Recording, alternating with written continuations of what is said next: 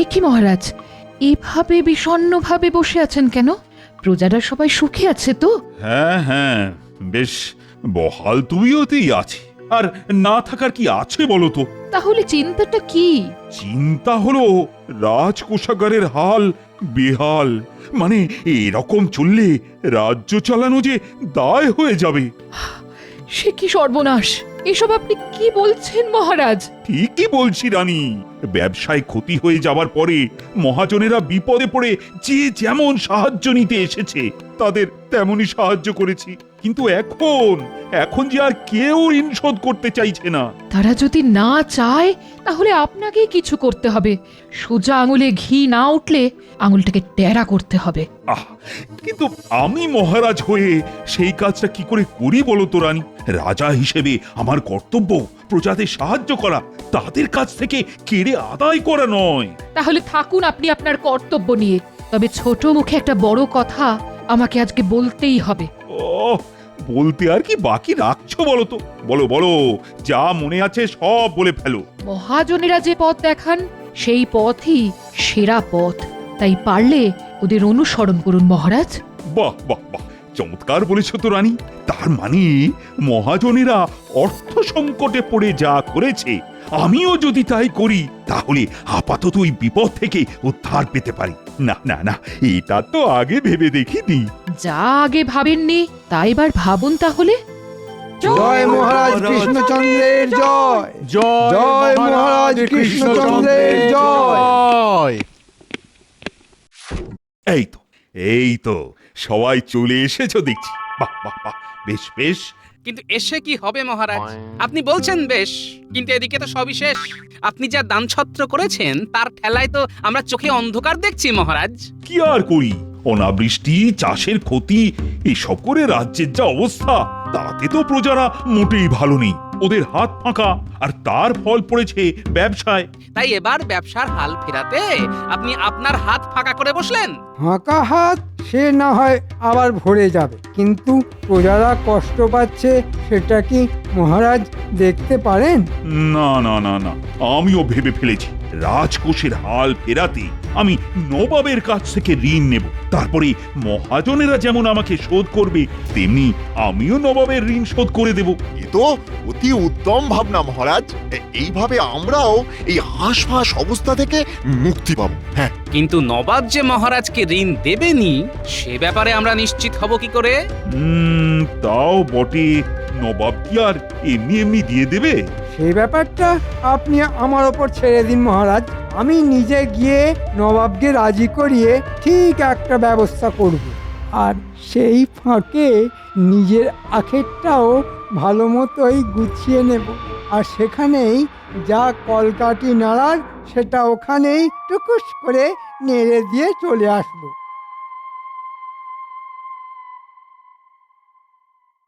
কয়েকদিন ধরে এই মনটা কেমন আনচান আনচান করছে, কিছুতেই মাথাটা খাটাতে পারছি না। তাহলে থাক না, শুধু শুধু সুস্থ মাথাকে অসুস্থ করে কি লাভ জাহাপানা? লাভ আছে উজি, লাভ আছে বই কি। কিভাবে কৃষ্ণচন্দ্রকে বিপদে ফেলা যায় সেটা আমাকে ভাবতেই হবে। ও হো হো হো, তাহলে এই কথা ভেবে ভেবেই আপনার মনটা খচখচ করছে না? হ্যাঁ হ্যাঁ, বেশ কয়েকদিন হয়ে গেল, কিন্তু কৃষ্ণচন্দ্রকে ঠিক বিকাতায় ফেলতে পারলাম না। এবার পারবেন জাহাপনা, খুব সহজেই পারবেন। আরে আরে, মন্ত্রী মশাই মনে হচ্ছে এই কোনো খাস খবর দিতে খুদ বেখুদ এসে হাজির হয়েছে। আগে মহারাজ খুব বিপদে পড়েছেন জাহাপনা। বলো কি, এ তো মেঘনা চাইতে জল। আরে আরে, চুপ করে আছে কেন? বলো বলো বলো, বলে ফেলো। মহারাজ মহাজনদের ব্যবসা করার জন্যে মোহর দিয়েছিলেন। কথা ছিল ব্যবসায় লাভ হলে সুদ নয় আসলটাই ফিরিয়ে দেবে। বটে, তারপর কি হলো? কিন্তু মহাজনরা এখন একে একে এসে মহারাজের কাছে হাত উল্টে দিচ্ছে। অবস্থা এখন এমন যে কোষাগার একেবারে ভোঁ ভাঁ।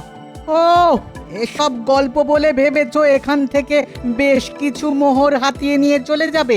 এটা কি মামার বাড়ি নাকি? হ্যাঁ, জাহাপানা কি এখানে দান ছত্র খুলে রেখেছেন যে যখন খুশি আসবে আর মোহর নিয়ে চলে যাবে? ঠিকই তো, কৃষ্ণচন্দ্র আবদার করলো বলেই কি আমাকে একেবারে সুর করে দিয়ে দিতে হবে নাকি? দেওয়ার তো কোনো প্রশ্নই নেই জাহাপনা। আমি তো বলছি দিতে না, আপনি বরং নিতে চলুন, মানে একবার সশরীরে কৃষ্ণনগরে আসুন। মনে হচ্ছে এর ভেতরে অন্য কোনো ফায়দা আছে। আছে বই কি জাহাপনা, আপনারও ফায়দা আর আমারও ফায়দা, শুধু কায়দা করে লুটে নিতে হবে আর কি। ঠিক আছে, এখন বেশি কায়দা না করে কাজের কথাটা বলো দেখি। অর্থনৈতিকভাবেই কৃষ্ণচন্দ্রকে বিপদে ফেলতে পারলেই জাহাপনার মনের আশা পূর্ণ হবে। ওরকম ঘুরিয়ে ফিরিয়ে কথা না বলে সিধা সিধা বলো তো মতলবটা কি? বহুত খুব, এবার কৃষ্ণচন্দ্রকে জব্দ করার আচ্ছা মৌকা পেয়েছি।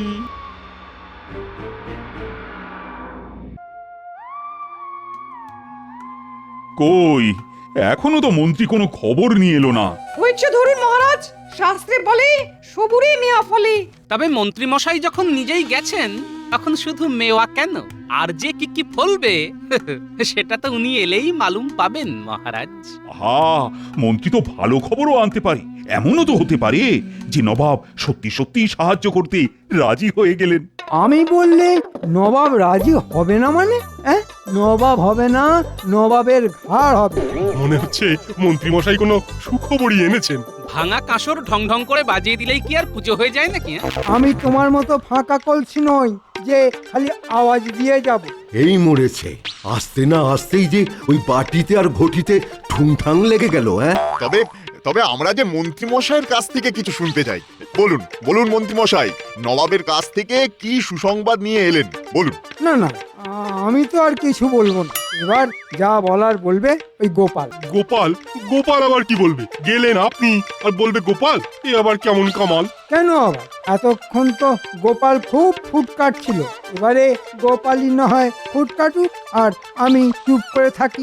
না না না, তাই আবার হয় না। আমি সেই কখন থেকে হাঁ করে বসে আছি তোমার মুখ থেকে ভালো কিছু শুনবো বলে। মহারাজের কি চিন্তা, বন্ধই হচ্ছে না মুখটা। তাহলে এবার বরং আপনি হাঁটা বন্ধই করে ফেলুন মহারাজ।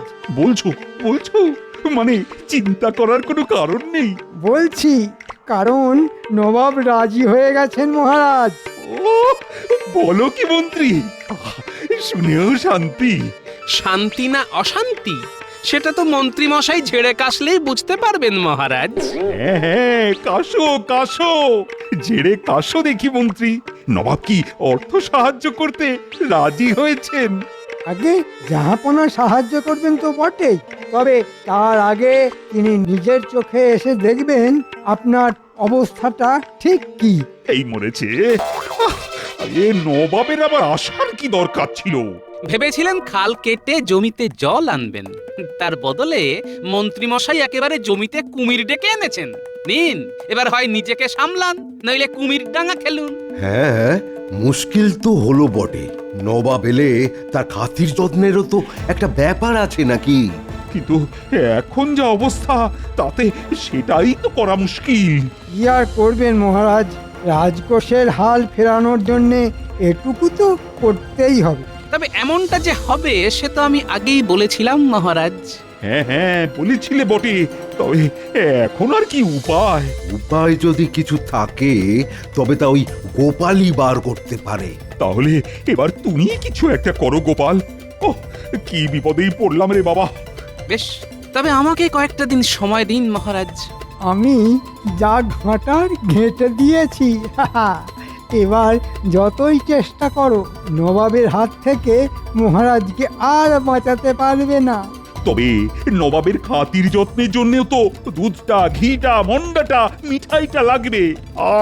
আরে সেটাই বা জোগাড় হবে কি করে? আপাতত না হয় সব ধারেই হবে, পরে সব শোধ হয়ে যাবে। বাবা, মন্ত্রী মশাই আবার ভোলার দাদের দোকানে মিষ্টি কিনতে এসেছে। চল চুপি চুপি গিয়ে দেখি কি মিষ্টি, পরে ফেরার সময় পাকড়াও করে খাবো। হ্যাঁ হ্যাঁ, চল চল। কি ব্যাপার ভোলা, ব্যবসায় নাকি মন্দা চলছে শুনছি। হ্যাঁ সে তো চলছেই, মানুষের ডাল ভাতের জোগান হচ্ছে না, আর মিষ্টি মুখ করবে কি করে? কিন্তু আমি তো এবার তোমার ব্যবসা চাঙ্গা করার জন্য এসেছি। তাহলে আমার ওই কপাল ভালো হবে বলছেন মন্ত্রী মশাই? আরে হবে কি, ধরে নাও হয়ে গেছে। কিন্তু ওদিকে যে ধারও হয়ে গেছে গলা পর্যন্ত। যার যা ধার আছে সবাইকে ডেকে ফেলো, নবাব আসছেন রাজ্যে। তোমরা সবাই সেজে গুজে রাজসভায় চলে এসো, সব ধার শোধ হয়ে যাবে। তবে আবার কি? তবে এর জন্যে আমার দিকটাও তো দেখতে হবে। ধার শোধ হলেই এদিকেও কিছু ছাড়তে হবে। সে কি আর ওই বুঝতে বাকি আছে? তা সে তো দিতেই হবে।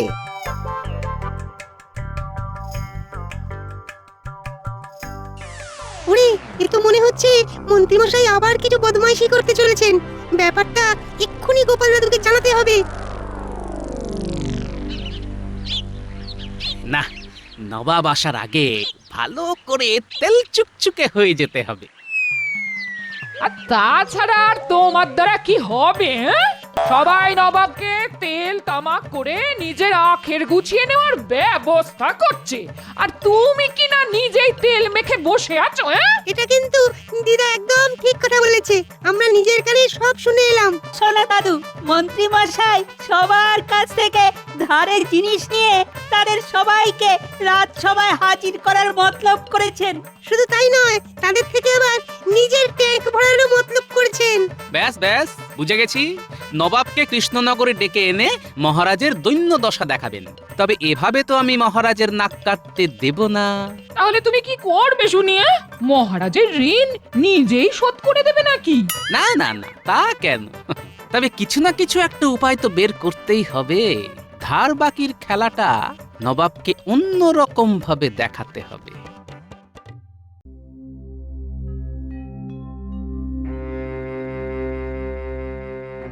কি হলো মহারাজ, আপনি যেন গভীর কোনো চিন্তায় ডুবে রয়েছেন মনে হচ্ছে। চিন্তা? হ্যাঁ হ্যাঁ হ্যাঁ, চিন্তা একটা হচ্ছে বই কি। ওহ, আজ যে কার মুখ দেখে ঘুম থেকে উঠেছিলাম। সেসব ছেড়ে এবার তাহলে সমস্যাটা খুলেই বলুন মহারাজ। আরে খোলাখুলির আর কি আছে?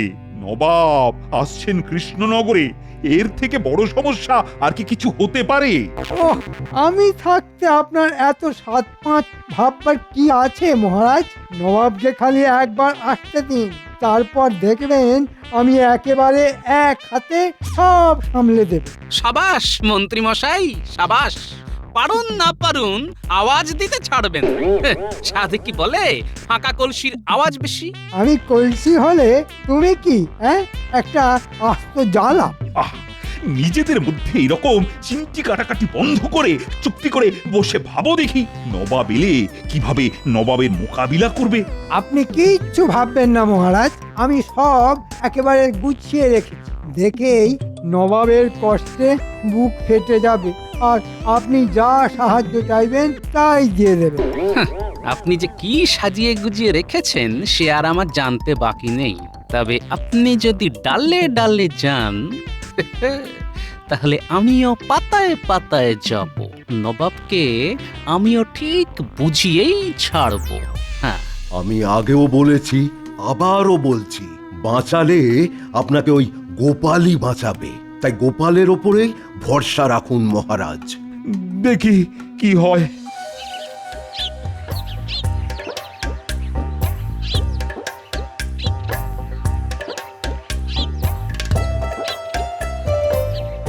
এই তো কতদিন পরে কৃষ্ণনগরে এলাম, কিন্তু সবকিছু তো সে আগের মতোই লাগছে, কিছুই তো বদলায়নি।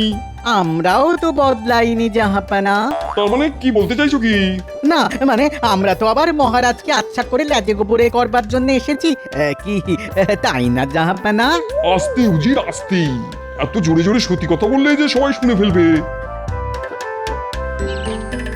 আরে আরে, আসুন আসুন, আমার কি সৌভাগ্য। সৌভাগ্য না দুর্ভাগ্য সে তো একটু পরেই টের পাবে। তবে জাহাপনাকে আজ যেন কেমন একটু ক্লান্ত দেখাচ্ছে। অবশ্য সেই মুর্শিদাবাদ থেকে আসার ধকলটাও তো কম নয়। আমি ক্লান্ত, হ্যাঁ এই তো আমি তো খুবই ক্লান্ত। কি বলছেন কি জাহাপনা?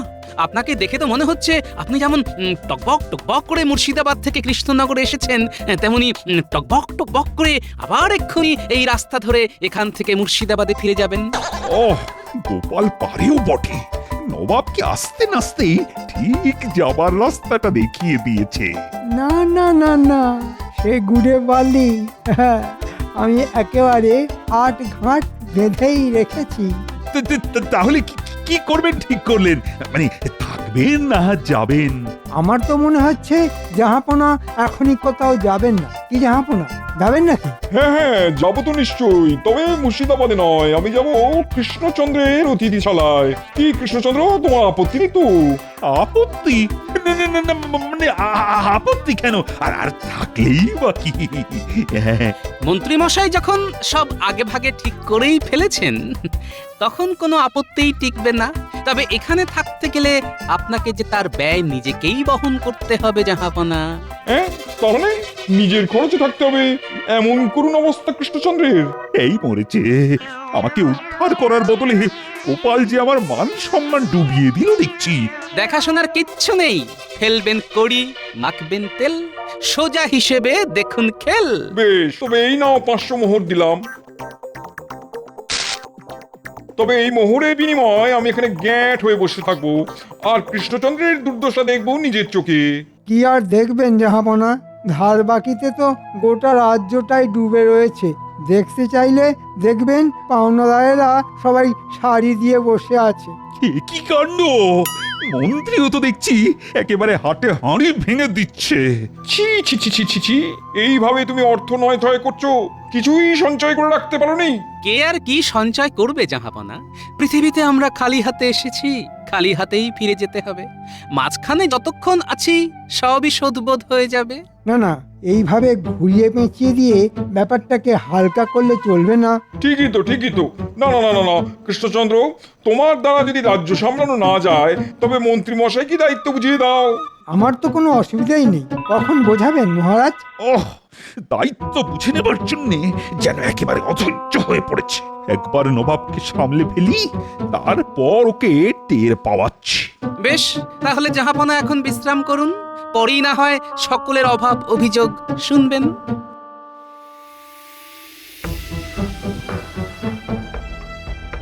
ও, মহারাজ কৃষ্ণচন্দ্রের তো বেশ সাজানো সংসার দেখছি। কিন্তু সংসারের অবস্থা তো খুবই খাস্তা জাহাপানা। সেটাই তো দেখছি, পাওনাদারেরা সবাই শাড়ি দিয়ে গেছে। ওরা যখন এসেই গেছে তখন ওদের কথা নিজের কানেই শুনে নিন। ওদের দুঃখের কথা শুনেই তো আমি আপনার কাছে ছুটে গিয়েছিলাম জাহাপনা। ওহ, মন্ত্রী তো আচ্ছা ডিগবাজি খাচ্ছে দেখছি।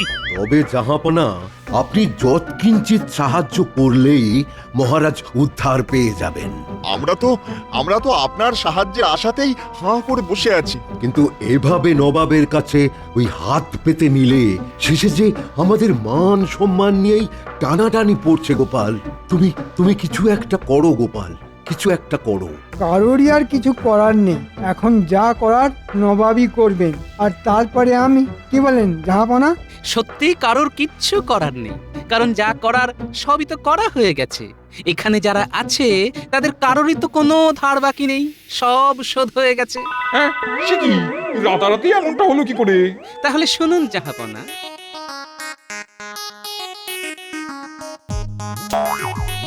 আপনি আসবেন, তাই অতিথি আপ্যায়নের জন্য মহারাজ ভোলা ময়রার কাছে দুধ, ঘি, মিষ্টি বায়না করেছিলেন। সেটা আপনার দেওয়া ওই 500 মোহর দিয়েই মিটিয়ে দিয়েছেন। আমি আবার সেই মোহর পেয়ে ওই দুধওয়ালার কাছে যে ধার ছিল তা চুকিয়ে দিলাম। আমিও ওই মোহর পেয়ে যার গরু সেই মহাজনের দেনা শোধ করে দিলাম। আর আমি গরু কেনার জন্য মহারাজের কাছ থেকে ঋণ নিয়েছিলাম, সেটাও এই অর্থ পাবার সঙ্গে সঙ্গেই শোধ করে দিয়েছি। আর আমি সেই অর্থ পাওয়ার পরেই নবাবের কাছ থেকে নেওয়া অতিথি সেবার অর্থ ফেরত দিয়ে দিলাম।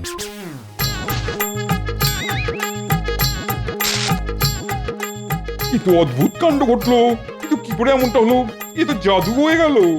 আমারও কেমন না যেন গোলমাল গোলমাল লাগছে। কোনো গোলমাল নেই, আসলে সবারই ভুল ধারণা হলো মোহর আমার। দেখুন না, না কেউ কিছু নিল আর না কেউ কিছু দিল, অথচ সবার হিসেব চুকে গেল। হ্যাঁ হ্যাঁ তাই তো। না না না না, আমার মাথাটা কেমন ভু ভু করছে।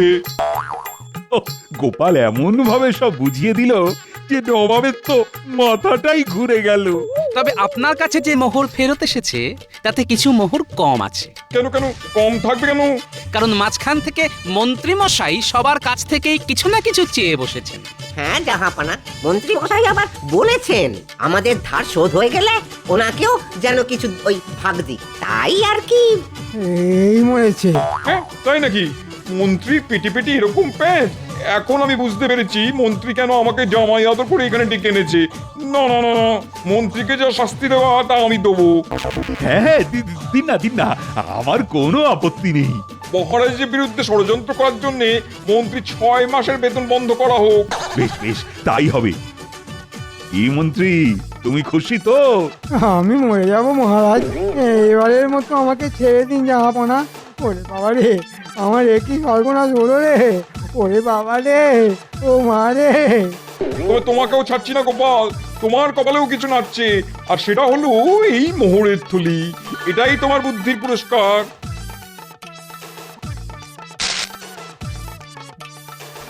ধন্যবাদ জাহাপনা, তবে আমি এই অর্থ রাজকোষেই দান করলাম। রাজ্যের ভালো হলেই আমার ভালো হবে জাহাপনা। সত্যি গোপাল, তোমার তুলনা হয় না। জয় গোপালের জয়, জয় গোপালের জয়।